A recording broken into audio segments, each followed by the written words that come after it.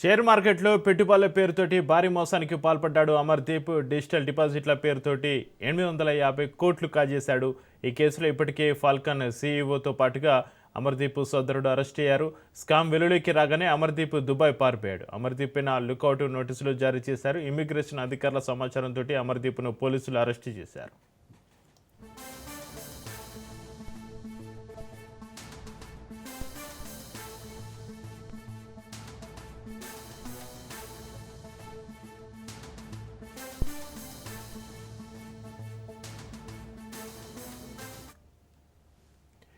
Share మార్కెట్లో పెట్టుబడుల పేరుతోటి భారీ మోసానికి సంబంధించి మరింత సమాచారాన్ని మా ప్రతినిధి పవన్ ఫోన్ లైన్లో అందిస్తారు. పవన్, ఫాల్కన్ ఎండి అమర్దీప్ అరెస్టు, షేర్ మార్కెట్లో పెట్టుబడుల పేరుతోటి భారీ మోసానికి సంబంధించి మీ దగ్గర ఉన్న అప్డేట్స్ ఏంటి పవన్? అయితే ఫాల్కన్ కేసులో పోలీసులు పురోగతి కూడా సాధించారు. ముఖ్యంగా ఈ యొక్క ఫాల్కన్ సంబంధించిన ఎండి అమర్దీప్ ను కూడా పోలీసులు అరెస్ట్ కూడా చేశారు. అయితే గల్ఫ్ నుంచి ముంబైకి వచ్చిన నేపథ్యంలో ఇమిగ్రేషన్ అధికారుల సహాయంతో కూడా ఇప్పటికే అమర్దీప్ ను కూడా పోలీసులు అదుపులోకి తీసుకున్నారు. మొత్తానికి చూస్తే డిజిటల్ డిపాజిట్ల పేరుతో 850 కోట్ల స్కామ్ చేశారు. అంతేకాకుండా ఎంఎన్సీ కంపెనీలో పెట్టుబడి పేరుతో కూడా డబ్బులు ఒక మోసానికి కూడా పాల్పడ్డాడు. మరోవైపు షేర్ మార్కెట్ లో కూడా పెట్టుబడులు పెడతారని చెప్పి కూడా ప్రజలను మోసం చేశారు. అయితే లుకౌట్ నోటీసులు జారీ చేసిన నేపథ్యంలో ముంబై సంబంధించిన పోలీసులు అదుపులోకి కూడా తీసుకున్నారు ఫాల్కన్ ఎండి అమర్దీప్ ని. అయితే కేసుకు సంబంధించి ఇప్పటికే అన్ని కోణాలు కూడా దర్యాప్తు చేస్తున్నామన్నారు. అంతేకాకుండా ఈ డబ్బు సంబంధించిన నేపథ్యంలో ఎక్కడికి ట్రాన్స్ఫర్ చేశారు, అంతేకాకుండా ఒక డబ్బుకు సంబంధించి ఎక్కడెక్కడ పెట్టుబడులు పెట్టారు, ఎలాంటి సూట్ కేస్ కంపెనీలకు దారి మళ్లించారని దానిపైన కూడా అమర్దీప్ ని ఇప్పటికే విచారిస్తే మాత్రం చాలా కీలకమైన విషయాలు వెలుగులోకి వస్తాయని చెప్పి కూడా ప్రధానంగా ఇప్పటికే పోలీసులు భావిస్తున్న నేపథ్యంలో త్వరలో దీనికి సంబంధించి కూడా అమర్దీప్ ని కూడా విచారిస్తారు. ఎందుకంటే తెలంగాణ పోలీసులు లుకౌట్ నోటీసులు జారీ చేసిన నేపథ్యంలోనే ఇమిగ్రేషన్ సంబంధించిన అధికారుల సాయంతో పోలీసులు కూడా అదుపులోకి తీసుకున్నారు. కాబట్టి దీనికి సంబంధించి ఈ రోజు పూర్తిగా విచారణ కొనసాగించిన దాని తర్వాత మరికొంతమంది పేర్లు కూడా వెలువడే అవకాశం ఉంటుంది. కాబట్టి త్వరలో దీనికి సంబంధించి కేసు పురోగతి సాధించే అవకాశం కూడా ఉంటుంది. Right, thank you Pawan.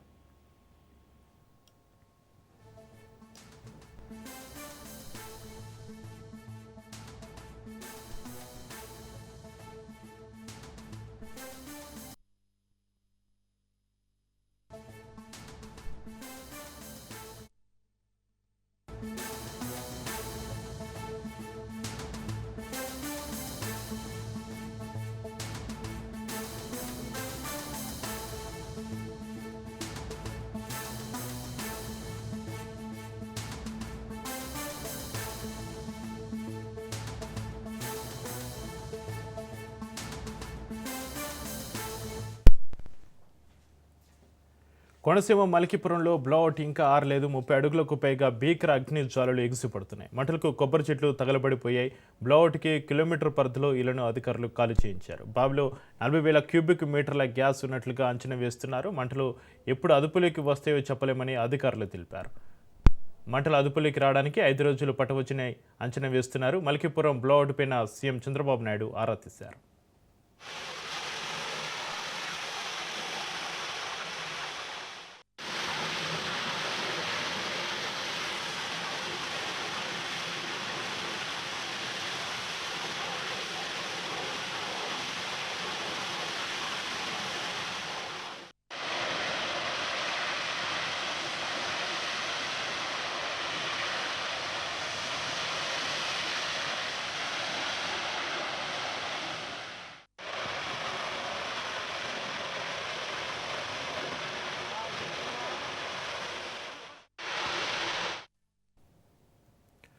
పచ్చని కోనసీమలో బ్లౌఅవుట్ ప్రజలను మరోసారి భయభ్రాంతులకు గురిచేసింది. భీకరోధంతో పేలులు భారీగా ఎగిసిన మంటలతోటి ఏం జరుగుతుందో తెలియని పరిస్థితుల్లో స్థానికులు ఇళ్లను వదిలి సురక్షిత ప్రాంతాలకు తరలి వెళ్లారు.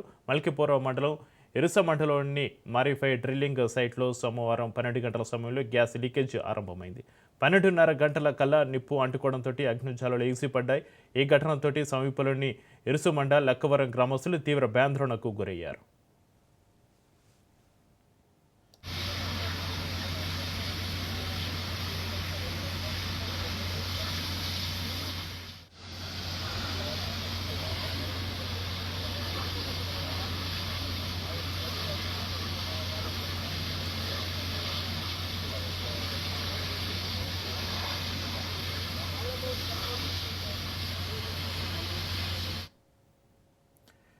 మల్కీపురంలో అదుపులోకి రాని బ్లోఅవుట్ ఎగిసిపడుతున్న మంటలకు సంబంధించి మరింత సమాచారాన్ని మా ప్రతినిధి దత్తు ఫోన్లైన్లో అందిస్తారు. దత్తు, ప్రజెంట్ ఏంటి సిచ్యువేషన్? చక్కగా అంబేద్కర్ కోనసీమ జిల్లా మల్కీపురంలో బ్లోఅవుట్కి సంబంధించి పంటలు అయితే కనుక కొద్దిగా బావిలో గ్యాస్ తగ్గినట్టు కనబడుతుంది. నిన్నంత తీవ్రత కనుక కనబడట్లేదు. అయితే దీన్ని కంట్రోల్ చేయడానికి మాత్రం బావిలో ఉన్న గ్యాస్ అంతా బయటికి వెళ్ళిపోతే కానీ కంట్రోల్ చేయలేమని చెప్పి అధికార యంత్రాంగం భావిస్తున్నట్టు తెలుస్తోంది. చుట్టుపక్కల ప్రాంతాలన్నింటినీ కూడా ఖాళీ చేయించారు. ఏదైతే ప్రాణ నష్టం కానీ లేకపోతే మరి ఆస్తి నష్టం లేకుండా తమ వంతు ఎంతవరకు కృషి చేయాలి అంతవరకు కృషి చేస్తామని చెప్పి అధికార యంత్రాంగం చెప్తోంది. ప్రస్తుతం అయితే కనుక సాంకేతిక నిపుణులు కూడా అక్కడికి వరకు చేపట్లో చేరుకోబోతున్నారు. దీన్ని బీచ్ సంస్థ అనే ఒక సంస్థ ఈ యొక్క కార్యకలాపాలు నిర్వహిస్తుంది. డ్రిల్లింగ్ చేసే సమయంలో దాదాపు 2,000 అడుగులు కిందకి వెళ్ళినట్టు సమాచారం ఉంది. ఆ డ్రిల్లింగ్ చేసే సమయంలో తీసుకోవాల్సిన సరైన జాగ్రత్తలు తీసుకోకపోవడం కారణంగానే ఈ యొక్క ప్రమాదం సంభవించినట్టు ఖచ్చితంగా తెలుస్తుంది. ఇది అధికార యంత్రాంగం కూడా దీని మీద పూర్తి స్థాయిలో స్పందించినప్పటికీ కూడా నిన్న అర్ధరాత్రి సమయంలో కొంత సమాచారాన్ని మీడియాకి తెలియపరిచింది ఓఎన్జీసీ సంస్థ. ఇది ఓఎన్జీసీ సంస్థ వేస్తే కాదు, డీప్ అనే సంస్థకి అప్పగించడం జరిగింది. ఇది గత కొద్ది కాలంగా అనేక చోట్ల సక్సెస్ఫుల్ గా విజయవంతంగా కార్యకలాపాలు నిర్వహించింది. అయితే ఇప్పుడు చేస్తున్న సమయంలో సాంకేతిక సమస్య లేకపోతే ఇతర కారణాలతో ప్రమాదం సంభవించింది. ప్రస్తుతం ప్రాణ నష్టం అయితే కానీ అట్లేమీ లేదు. అలాగే ఆస్తి నష్టానికి సంబంధించి పంట పొలాలు దగ్ధమయ్యాయి. ఇది గ్రామాలకి సుదూర ప్రాంతంలో 600 మీటర్ల నుంచి 500 మీటర్ల దూరంలో ఉందని చెప్పేసి చెప్తుంది. ఈ నేపథ్యంలో ప్రస్తుతం మంటలను కంట్రోల్ చేయడానికి ఉన్నత స్థాయి అధికార యంత్రాంగంతో మాట్లాడుతాం, కంట్రోల్ చేయడానికి తగిన ఏర్పాట్లు చేస్తామని చెప్పి ఆ ఓఎన్జీసీ నేను రాత్రి సమాచారం అర్ధరాత్రి సమయంలో మీడియాకి సమాచారం ఇచ్చింది.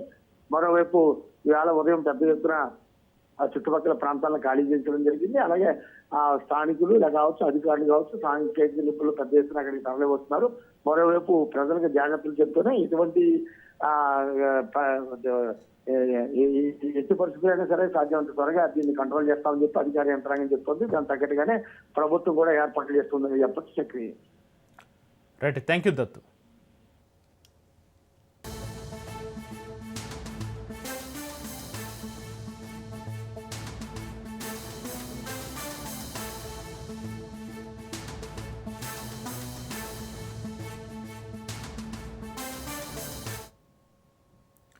నేడు తెలంగాణ అసెంబ్లీ రసవత్తరంగా సాగనుంది. హిల్ పాలసీపైన నేడు అసెంబ్లీలో చర్చ జరగనుంది. అయితే హిల్ పాలసీపైన ఇప్పటికే అధికార విపక్షాల మధ్య సవాలు ప్రతి సవాలు జరగగా మరోసారి చర్చ నేపథ్యంలో అసెంబ్లీ మరింత హీటెక్కనుంది.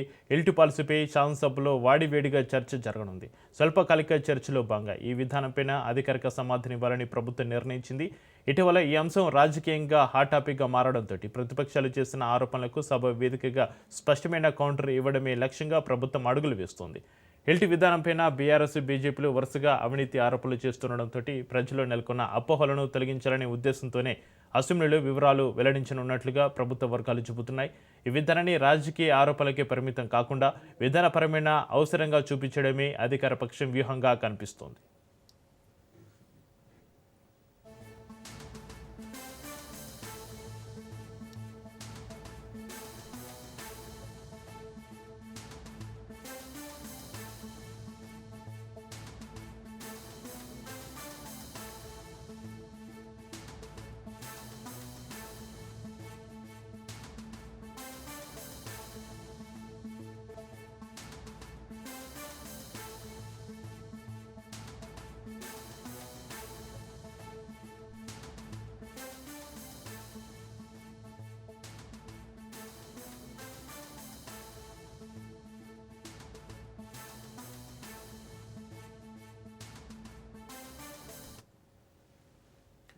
హిల్ట్ పాలసీపైన నేడు అసెంబ్లీలో చర్చకు సంబంధించి మరింత సమాచారాన్ని మా ప్రతినిధి సునీల్ అసెంబ్లీ నుంచి లైవ్లో అందిస్తారు. సునీల్, 5వ రోజు అసెంబ్లీ సమావేశాలు మరకాసేపట్లోనే ప్రారంభం కానున్నాయి. ఈరోజు శాసనసభతో పాటు శాసన మండలి 2 సభలు కూడా నిర్వహించే అవకాశం ఉంది. ప్రధానంగా శాసన మండలిలో ఈరోజు ముఖ్యమంత్రి రేవంత్ రెడ్డి నిన్న శాసనసభలో పెట్టినటువంటి 2 సవరణ బిల్లులు, ఏదైతే యూనివర్సిటీ సవరణ బిల్లుతో పాటు జీఎస్టీ సవరణ బిల్లుకు సంబంధించిన బిల్లులపై కూడా ఈరోజు ముఖ్యమంత్రి రేవంత్ రెడ్డి శాసన మండలిలో ప్రవేశపెట్టే అవకాశం ఉంది. ఇప్పటికే శాసనసభ ఆమోదించిన నేపథ్యంలో శాసన మండలి కూడా ఈరోజు ఆ 2 బిల్లులను కూడా ఆమోదించే అవకాశం ఉంది. ప్రధానంగా 10 గంటలకు స్టార్ట్ స్టార్ట్ అయ్యేటువంటి శాసనసభలో ప్రధానంగా అనేక ప్రశ్నలు కూడా సంధించే అవకాశం. ఇందులో మనం ఒకసారి చూసినట్లయితే ప్రారంభం కాగానే సింగరేణి సమస్యలకు సంబంధించిన విషయాలు, వారికి జీతభత్యాలు, వారికి వైద్య సదుపాయాలకు సంబంధించిన అంశాలపై కూడా ప్రశ్నోత్తరాలు జరిగే అవకాశం ఉంది. దీంతోపాటు తెలంగాణ రాష్ట్రంలో పొల్యూషన్ని కంట్రోల్ చేయడానికి తెలంగాణ రాష్ట్ర ప్రభుత్వం మోటార్ వెహికల్స్, ఎలక్ట్రానిక్ వెహికల్స్ని తీసుకొచ్చే ప్రయత్నం చేస్తుంది. కాబట్టి సిటీని పూర్తిగా పొల్యూషన్ కంట్రోల్ చేయాలని రాష్ట్ర ప్రభుత్వం దృఢ నిశ్చయంతో ఉంది. ఇప్పటికే ముఖ్యమంత్రి చాలాసార్లు ఎలక్ట్రికల్ వెహికల్స్ని అందుబాటులో తీసుకురావాలి, నగరంలో ఢిల్లీ తరహాలో పొల్యూషన్ కాకుండా ప్రజలు ఇబ్బందులు పడకుండా ముందస్తుగానే రాబోయేటువంటి రోజుల్లో ఈ యొక్క ఎలక్ట్రికల్ వెహికల్స్ని ఉపయోగించే విధంగా రాష్ట్ర ప్రభుత్వం చర్యలు తీసుకోవాలనే ఉద్దేశంతో ఈరోజు ప్రశ్నోత్తరాల సమయంలో ఈ యొక్క Telangana motor vehicle, electronic vehicles సంబంధించిన అంశాలపై కూడా ఈరోజు చర్చించే అవకాశం ఉంది. దీంతోపాటు రాష్ట్రంలో సన్నబియ్యం ఇప్పటికే రాష్ట్ర వ్యాప్తంగా తెలంగాణ రాష్ట్ర ప్రభుత్వం అంటే ఇప్పుడు కాంగ్రెస్ ప్రభుత్వం ఏర్పడినప్పటి నుంచి కూడా రాష్ట్ర వ్యాప్తంగా సన్నబియ్య కార్యక్రమం నిర్వహిస్తుంది. కాబట్టి ఆ సన్నబియ్యం సంబంధించిన అంశాలపై కూడా ఈరోజు సుదీర్ఘంగా సభలో చర్చించే అవకాశం ఉంది. దీంతోపాటు ఇప్పటికే ఇంద్రమయిలు, రాష్ట్ర వ్యాప్తంగా ఇంద్రమయిలు ఇప్పటికే స్టార్ట్ అయ్యి కొన్ని బిల్స్ని, మొదటి దశ బిల్స్ని రిలీజ్ చేశారు. రెండో దశ బిల్స్ సంబంధించిన అంశాలు, పెండింగ్ బిల్స్, అదేవిధంగా ఎప్పటివరకు ఎంతవరకు కంప్లీట్ అయినాయి, వాటికి సంబంధించిన అంశాలపై కూడా ఈరోజు సభలో మరొకసారి చర్చించే అవకాశం ఉంది. ఇక మరోవైపు రాష్ట్రంలో ప్రధాన సమస్యగా ఉన్నటువంటి యూరియా సమస్య, ఇప్పటికే ప్రధాన ప్రతిపక్షంగా ఉన్నటువంటి బీఆర్ఎస్ యూరియాపై పెద్ద ఎత్తున రాష్ట్ర ప్రభుత్వ తీరుపై కూడా దుమ్మెత్తిపోస్తున్నటువంటి దృశ్యాలు మనం గతంలో చూసాం. అయితే ఇప్పుడు రాష్ట్ర ప్రభుత్వము తీసుకొస్తున్నటువంటి నూతన విధానాలు, ఇప్పటికే యూరియా కోసం ఒక యాప్స్ని కూడా ఇప్పటికే వ్యవసాయ శాఖ తీసుకురావడం జరిగింది.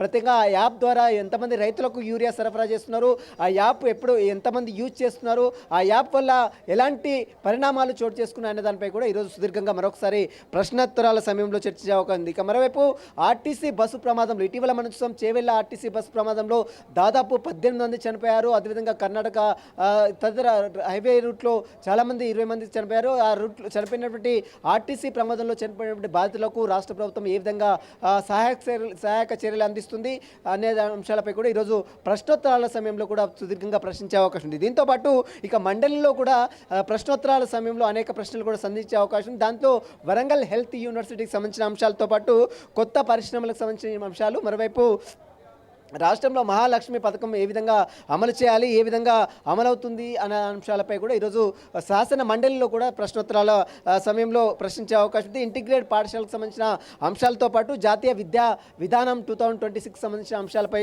కూడా సుదీర్ఘంగా చర్చించే అవకాశం ఉంది. ఇక గ్రామ పంచాయతీ కనీస సౌకర్యాలకు సంబంధించిన రూపకల్పనకు సంబంధించిన అంశాలపై కూడా ఈరోజు సభలో మండలిలో చర్చించిన అనేక అంశాలపై కూడా ఈరోజు సుదీర్ఘంగా సభలోను శాసన మండలిలోనూ కూడా సుదీర్ఘంగా చర్చించే అవకాశం ఉంది. మరోవైపు తెలంగాణ రాష్ట్ర ప్రభుత్వము ఎంతో ప్రతిష్టాత్మకంగా తీసుకొస్తున్నటువంటి హిల్ట్ ప్రాజెక్ట్ సంబంధించిన అంశాలపై కూడా ఇప్పటికే రాజకీయ దుమారం రేపుతుంది. వైపు బీఆర్ఎస్ పార్టీ మాత్రము లక్షల కోట్లు దండుకునేందుకు వైపు రియల్ ఎస్టేట్ బ్రోకరేజ్ ప్రభుత్వం చేస్తుందనే ఆరోపణలు గతంలో బీఆర్ఎస్ వర్కింగ్ ప్రెసిడెంట్ కేటీఆర్ చేశారు. మరోవైపు మాజీ ముఖ్యమంత్రి కేసీఆర్ కూడా చేశారు. కానీ ఇప్పటికే సభలో ఉండి ప్రశ్నించాల్సినటువంటి ప్రతిపక్ష నేతలు సభకు హాజరు కాకుండా గైర్హాజరై వాకౌట్ చేయడం ఏంటి అనేది కూడా ప్రధాన అధికార పక్షం మాత్రం విమర్శలు, బీఆర్ఎస్ నేతలపై విమర్శలు చేస్తుంది. నిన్న వాడివేడి చర్చ అటు బీజేపీ, ఎంఐఎంతో పాటు మరోవైపు అది సిపిఐఎం సంబంధించిన అధికార పార్టీ నేతల మధ్య కొంత సభలో చర్చ జరిగింది. కాబట్టి ఈరోజు అధికార పక్షంతో పాటు మరోవైపు కొన్ని పాలసీలు, కొన్ని హిల్ట్ ప్రాజెక్ట్ సంబంధించిన అంశాలపై కూడా సుదీర్ఘంగా చర్చించే అవకాశం ఉంది.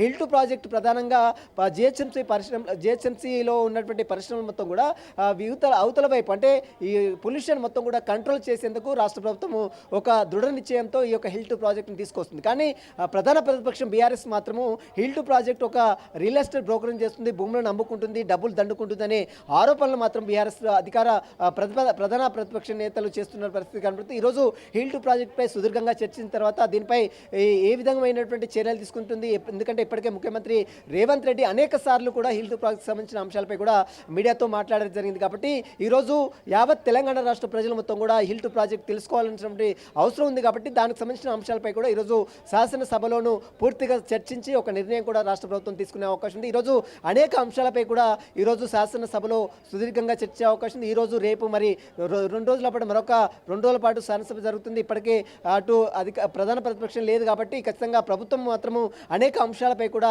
సుదీర్ఘంగా శాసనసభలో శాసన మండలి కూడా చర్చించి కొత్త సవరణలు, కొత్త బిల్లును కూడా తీసుకొచ్చే అవకాశం ఉంది. ఈరోజు మరొకసారి శాసనసభ 10 గంటలకు స్టార్ట్ అవుతుంది. కాబట్టి ఈరోజు శాసనసభలో ప్రధానంగా 2 అంశాలు, అదే హిల్ట్ ప్రాజెక్ట్ సంబంధించిన అంశాలతో పాటు మరోవైపు కొన్ని కొన్ని నూతనంగా చేపట్టబడే అంశాలపై కూడా సుదీర్ఘంగా ఈరోజు శాసనసభలో చర్చించే అవకాశం ఉంది. శాసన మండలిలో మాత్రము 2 బిల్స్ని అటు జీఎస్టీ సవరణ బిల్లు ఇప్పటికే శాసనసభలో ప్రవేశపెట్టారు కాబట్టి మరోవైపు శాసన మండలిలో కూడా ముఖ్యమంత్రి రేవంత్ రెడ్డి ఆ జీఎస్టీ బిల్తో పాటు కొత్త యూనివర్సిటీకి సంబంధించిన 26 యూనివర్సిటీ బిల్ కూడా ప్రవేశపెట్టే అవకాశం ఉంది. Chakri. Right, thank you senior.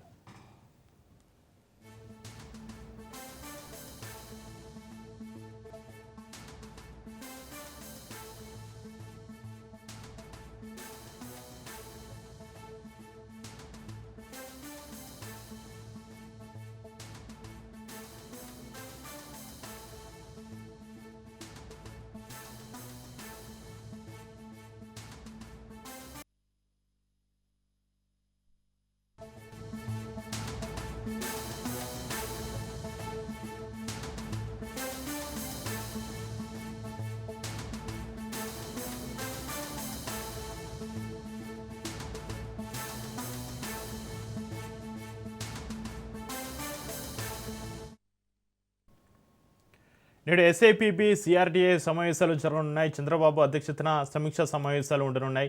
రాష్ట్రానికి కొత్త పెట్టుబడుల ఆకర్షణపైన కీలక నిర్ణయాలు తీసుకున్నారు. వివిధ రంగాల్లో పెట్టుబడుల ప్రతిపాదనలపైన చర్చ జరగనుంది. ఇక పరిశ్రమల స్థాపనకు అనుమతులపైన సమీక్షా సమావేశం జరగనుంది. పెద్ద ఎత్తున ఉద్యోగాల కల్పన లక్ష్యంగా నిర్ణయాలు కొనసాగనున్నాయి. ఐటీ, ఎలక్ట్రానిక్స్, గ్రీన్ ఎనర్జీ పైన ప్రత్యేక దృష్టి పెట్టనున్నారు. మెగా ప్రాజెక్టులకు గ్రీన్ సిగ్నల్ ఇచ్చే అవకాశం ఉంది. ఇక పెట్టుబడిదారులకు వేగవంతమైన అనుమతులపైన ఆదేశాలు చేయనున్నారు. రాష్ట్ర ఆర్థిక వృద్ధికి ఎస్ఐపిబి కీలక నిర్ణయాలు తీసుకున్నది ఈ సమావేశంలో.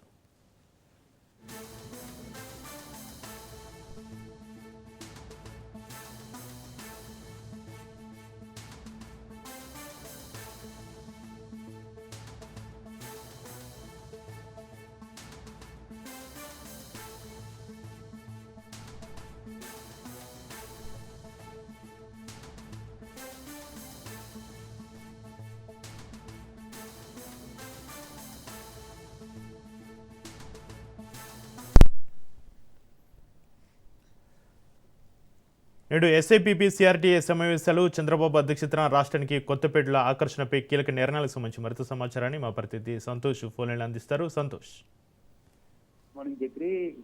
ఏపీ సీఎం చంద్రబాబు నాయుడు అధ్యక్షతన రాష్ట్ర సచివాలయంలో ఉదయం 11:30 గంటలకు అయితే కనుక SIPB state investment promotion board సమావేశం అనేది కూడా జరగనుంది. ఈ సమావేశంలో అయితే కనుక ఏదైతే రాష్ట్రంలో నెలకొల్పేటువంటి పరిశ్రమలకి సంబంధించినటువంటి పెట్టుబడుల అంశాలపై కూడా ఇటు చర్చించనున్నట్టు కూడా తెలుస్తా ఉంది. ఈ యొక్క ఎస్ఐపిబిలో ఏదైతే సంస్థలకి భూ కేటాయింపుల అంశాలపై కూడా సుదీర్ఘంగా చర్చించనున్నట్టు కూడా తెలుస్తా ఉంది. ఎందుకంటే ఈ యొక్క రాష్ట్రాన్ని శరవేగంగా అభివృద్ధి చేస్తున్నటువంటి దిశగా అయితే కనుక అటమీ ప్రభుత్వం అడుగులు వేస్తున్నటువంటి నేపథ్యంలోనే ఇక పరిశ్రమలు ముందుకు వచ్చి, అంటే గతంలో కూడా సీఎం చంద్రబాబు నాయుడు విదేశీ పర్యటనలు, మంత్రులు సైతం కూడా విదేశీ పర్యటనలో భాగంగా పలువురు పారిశ్రామికవేత్తలను ఆహ్వానించడంతో పాటు పరిశ్రమలను అయితే కనుక ఆకర్షించే విధంగా కూడా ఇటు కూటమి ప్రభుత్వం రాష్ట్రంలో ఏ విధంగా ముందుకు వెళ్తుంది, అదేవిధంగా వారికి ఏ విధమైనటువంటి రాయితీలు కల్పిస్తా ఉంది, ఏ విధమైనటువంటి ఓరట కల్పిస్తుంది అన్న దానిపై ఇటు ప్రశ్నించడంతో ఇటు పరిశ్రమలు అయితే కనుక పెద్ద ఎత్తున ఏపీకి వస్తున్నటువంటి నేపథ్యంలోనే దానికి సంబంధించినటువంటి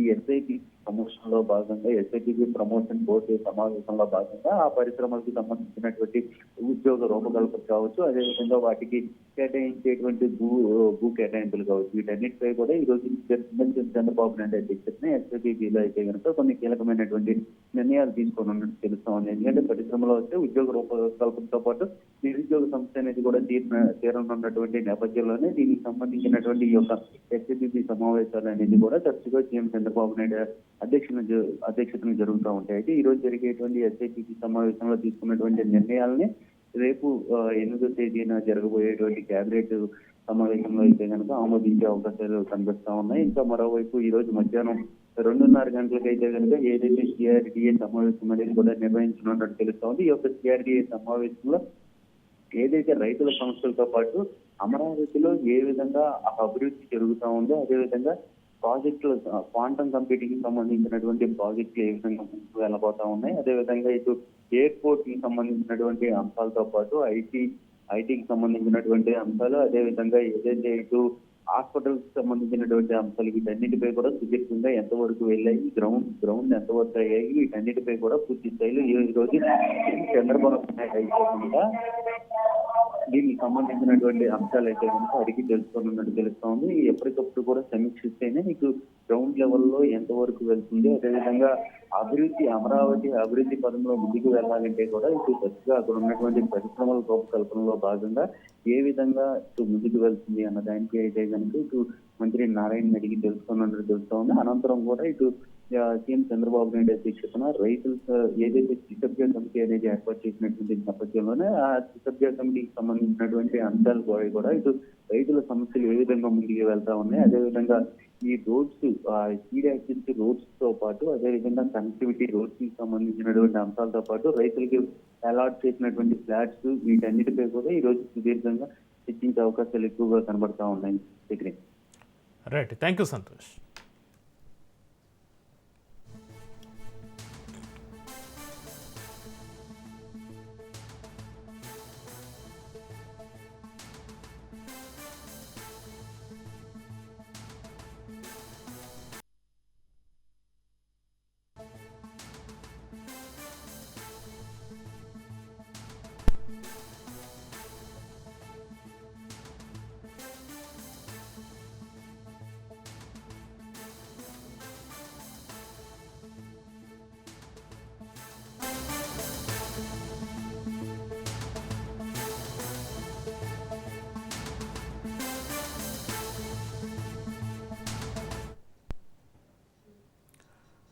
రాజ్ న్యూస్ వరుస కథనాలపైన ప్రభుత్వం స్పందించింది. ప్రొద్దుటూరు శివాలయంలో కుంభకోణంపైన విచారణ చేపట్టింది. బంగారం, వెండి ఆభరణాల మాయంపైన ప్రభుత్వం సీరియస్ అయింది.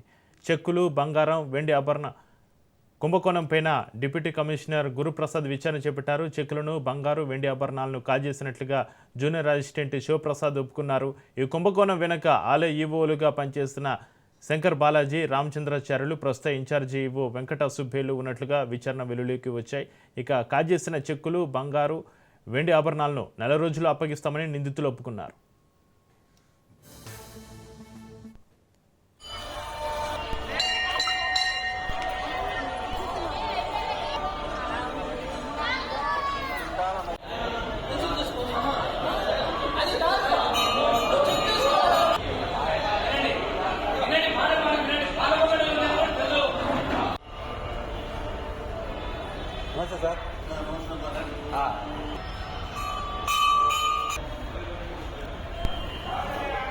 పాండురంగారెడ్డి గారా? నిన్న నా మీద ఒకటి మీ యొక్క రాజు న్యూస్ నుంచి ఒకటి వైరల్ అయిందండి. అందులో 2 మాసాలది సంబంధించి పరితరం ఏదో ఒక 3 నెలలు ఏదో చెప్పారు. 4 మాసాలు నేను ఇచ్చింది 2 నెలలు మాత్రమే ఇచ్చాను. నా దగ్గర రికార్డు ఉంది. అది కూడా మహేష్ శర్మ అకౌంట్ లో వేసేసాను. కానీ నాకు ఇచ్చినట్టుగా మీరు దాంట్లో అభియోగం వేశారు. అది నిరాధారమైన అభియోగము. నేను మీరు చెప్పండి, నేను చెప్తా. ఇప్పుడు చెక్కు చనిపోయినటువంటి వ్యక్తి పేరుతో చెక్ ఇచ్చారు. అది చాలా పెద్ద నేరము. ఈయన సీఎం సూర్యప్రకాష్ అనే అర్చకుడు ఆలయంలో అర్చకుడుగా పనిచేస్తూ 27/12/24 తేదీన మరణించారు. ఆ పైన చెక్కులు ఇచ్చి ఉంటే అది పెద్ద తప్పిదము, నేరం అవుతుంది కూడా. ఎప్పుడు ఇచ్చారు అది? నేను 1/6/2025 తేదీన ఇక్కడ ఇన్ఛార్జ్ ఈవోగా జాయిన్ అయ్యాను. పాత రికార్డు అంతా రామచంద్రాచార్యులతో మీరు విచారించి మీరు ఇన్ఫర్మేషన్ తీసుకోవాలా, లేదా కొంచెం సేపు టైం ఇస్తే అదంతా చూసి ఇస్తాం. ఒకటి రామచంద్రాచార్యుల టైంలో మీరు అడిగి వారితో ఇన్ఫర్మేషన్ తీసుకోండి, లేదా మా కమిషనర్ గారికి, కమిషనర్ ఆఫ్ ఎండోమెంట్స్ వారికి మీరు పిటిషన్ మూలకంగా నాకు ఇస్తే నేను అన్ని వివరాలు తెప్పించుకొని వాళ్ళతో వాళ్ళ మీద చర్య తీసుకునేందుకు నేను నిన్న. రాజ్ న్యూస్ వరుస కథనాలపైన ప్రభుత్వం స్పందించింది. ప్రొద్దుటూరు శివాలయంలో కుంభకోణంపైన విచారణ చేపట్టింది. బంగారం, వెండి ఆభరణాల మాయంపైన ప్రభుత్వం సీరియస్ అయింది. చెక్కులు, బంగారం, వెండి కుంభకోణంపైన డిప్యూటీ కమిషనర్ గురుప్రసాద్ విచారణ సంబంధించి మరింత సమాచారాన్ని మా ప్రతినిధి హుసేన్ ఫోన్లైన్ అందిస్తారు. హుసేన్. Thank you Chakri. కడప జిల్లా ప్రొద్దుటూరు శివాలయంలో రాజ్ న్యూస్ కడప టీం బయట పెట్టినటువంటి కోట్లాది రూపాయల కుంభకోణంపై రాష్ట్ర ప్రభుత్వం సీరియస్ గా తీసుకుంది. ఈ భారీ కుంభకోణంలో బాధ్యులైన వారి నుంచి పూర్తి మొత్తం రికవరీ చేసేందుకు కూడా దేవాదాయ శాఖకు ఆదేశాలు ఇచ్చినట్టుగా మనకు సమాచారం ఉంది. ముఖ్యంగా యువనేత తర్వాత మంత్రివర్యులు అయినటువంటి లోకేష్ ఈ మేరకు దేవాదాయ శాఖ మంత్రి ఆనం రామనారాయణ రెడ్డికి ఆదేశాలు ఇచ్చినట్టుగా కూడా తెలుస్తుంది. ఫలితంగానే ఆ శాఖ అధికారులు ప్రొద్దుటూరు శివాలయం వ్యవహారాన్ని సీరియస్ గా తీసుకున్నట్లు మనకు తెలుస్తుంది. కాబట్టే ఈ కుంభకోణంలో ప్రధాన సూత్రధారిగా ఉంటున్న ఆలయ జూనియర్ అసిస్టెంట్ శివప్రసాద్ పై దేవాదాయ శాఖ పూర్తిగా దృష్టి సారించింది. దాదాపు 36 ఏళ్లుగా ఇదే ఆలయంలో పనిచేస్తున్న శివప్రసాద్ ఈ కుంభకోణంలో కీలక వ్యక్తిగా దేవాదాయ శాఖ భావిస్తోంది. అందుకే అతని నుంచే పూర్తి వివరాలను సేకరించే పనిలో ఉండిపోయింది. ఇటీవలే దేవాదాయ శాఖ అధికారులు ప్రొద్దుటూరుకు వచ్చి 2 రోజుల పాటు ఇక్కడే ఉండి విచారణ చేసి వెళ్లిపోయారు. అయితే బంగారు వెండి లెక్కలు కూడా తేల్చారు. తేడాలు ఉండడంతో పూర్తిగా ఆభరణాల వివరాలు బయటికి తీశారు. బంగారు 16 గ్రాముల 400 మిల్లీగ్రాములు, తర్వాత వెండి 253 గ్రాముల తక్కువగా ఉండడంతో పూర్తి వివరాల సేకరణ కోసం అధికారులు కర్నూలు రీజనల్ కార్యాలయానికి ఇక్కడ ఉన్నటువంటి స్టాఫ్ ను పిలిపించడం జరిగింది. గతంలో ఇదే ప్రొద్దుటూరు శివాలయంలో ఈఓగా పనిచేసినటువంటి Shankar Balaji, retired EO Ramachandracharyulu, junior assistant Sivaprasad ను పిలిపించి కర్నూలు పరిధి డిసి అంటే డిప్యూటీ కమిషనర్ అయినటువంటి నెట్టెం గురుప్రసాద్ వీరిని విడివిడిగా విచారించారు. మరోమారు నిన్నటి రోజున తిరిగి రామచంద్రాచార్యులు, శివప్రసాద్ విచారణ కోసం కర్నూలుకు వెళ్లి వచ్చినట్లుగా కూడా మనకు సమాచారం ఉంది. నెలలోపు మాయమైనటువంటి బంగారు వెండి ఆభరణాలు ఆలయానికి అప్పగిస్తామని కూడా ఈ ముగ్గురు అధికారులు నెట్టెం గురుప్రసాద్ కు చెప్పినట్టుగా సమాచారం. ఇదిలా ఉండగా శివాలయం చెక్కుల కుంభకోణంలో ప్రధాన సూత్రధారిగా ఉంటున్నటువంటి శివప్రసాద్ పై పూర్తి నిఘా వచ్చినట్టుగా కూడా మనకు సమాచారం ఉంది. ఇతనికి సంబంధించినటువంటి ఆస్తులు, తర్వాత బ్యాంకుల్లో జరిగినటువంటి ఆర్థిక లావాదేవీలు, భార్య, కుమారుడు, కుమార్తె, తర్వాత ఇతను చెక్కులు సమర్పించినటువంటి పూల అంగడి యజమానికి, తర్వాత డెకరేషన్ యజమానికి, ఆలయ భక్తులకు, తెలిసిన వారికి, తర్వాత ఆలయ పూజారులకు, వంట మనిషి, ఆమె కుటుంబ సభ్యుల పేరిట ఎంతెంత డ్రా చేశారనే అంశాలపై కూడా రహస్యంగా విచారణ సాగిస్తున్నట్లుగా కూడా తెలుస్తోంది. ఇతను తన కుటుంబ సభ్యుల పేరిట పోగు చేసుకున్నటువంటి ఆస్తుల వివరాలపై కూడా ఆరా తీసినట్టుగా సమాచారం. అంతేకాకుండా ఇదే శివప్రసాద్ ఇక్కడ పనిచేసినటువంటి ఈఓలు అయినటువంటి శంకర్ బాలాజీ, రిటైర్డ్ ఈఓ రామచంద్రాచార్యులు, ప్రస్తుతం ఇన్ఛార్జ్ ఈఓగా పనిచేస్తున్నటువంటి వెంకట సుబ్బయ్యకు ఎంతెంత మొత్తం ఇచ్చాడనేటువంటి అన్ని రకాల సమాచారాలను కూడా దేవాదాయ శాఖ డిప్యూటీ కమిషనర్ సేకరించినట్టుగా కూడా తెలుస్తుంది. ప్రస్తుతం బంగారు వెండి నగలను రికవరీ చేస్తున్నారు. త్వరలోనే ఈ ఆలయ సిబ్బంది తిన్నటువంటి కోట్లాది రూపాయలను సైతం అధికారుల నుంచి దేవాదాయ శాఖ రికవరీ చేసేటటువంటి దిశగా అడుగులు వేస్తున్నట్లుగా మనకు తెలుస్తుంది. ఎందుకంటే ప్రొద్దుటూరులో వెలుగు చూసినటువంటి భారీ కుంభకోణం రాష్ట్రంలోని మిగతా దేవాదాయ శాఖ అధికారులకు మేలుకొల్పుగా ఉండాలని కూడా ప్రభుత్వం భావిస్తుంది. దేవుడి సొమ్ము 1 రూపాయి తిన్నా కూడా దాన్ని తిరిగి కక్కిస్తారనేటువంటి భయం ఉండాలని కూడా ప్రభుత్వం చర్యలు తీసుకునేటువంటి అవకాశం ఉంది. Chakri. Right, thank you Hussain.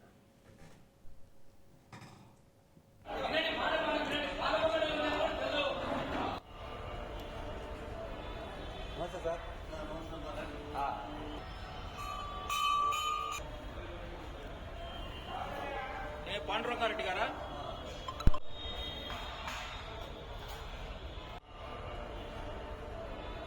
నమస్తే సార్.